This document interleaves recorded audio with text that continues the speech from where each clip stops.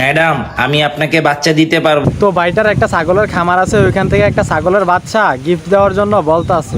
আমি জানি স্যার আপনাকে কখনোই বাচ্চা দিতে পারবে না, কিন্তু আমি আপনাকে ঠিকই বাচ্চা দিতে পারবো। ওরে বাটপার, আমি তো ভাবছি ছাগলের বাচ্চা গিফট দিবি, এখন তো দেখতাছি মালিকের গাছে হাত দিয়ে ফল খাবার চেষ্টা করতাছস।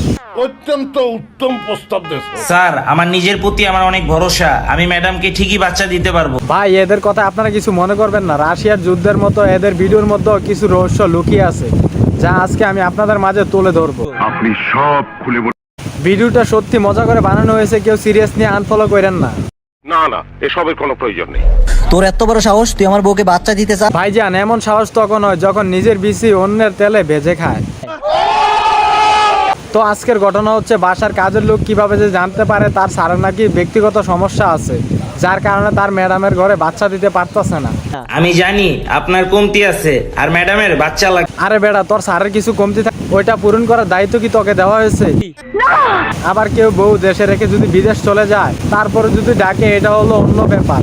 আর আমার তো মনে হয় না তোর ম্যাডামের এই চরিত্রে। ম্যাডাম, আমি আপনাকে বাচ্চা দিতে পারবো।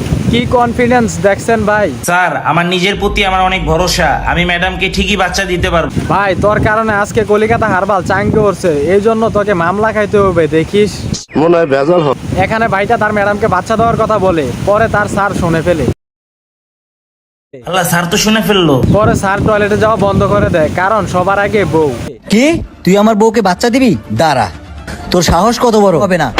পরে ছেলেটাকে তার স্যার থাপ্পড় মারে। পরে ছেলেটা রাগান্বিত হয়ে তার স্যারের সব সমস্যার কথা ফাঁস করে দেয়। পরে তার স্যার রাগান্বিত হয়ে তার বউকে সন্দেহ করে।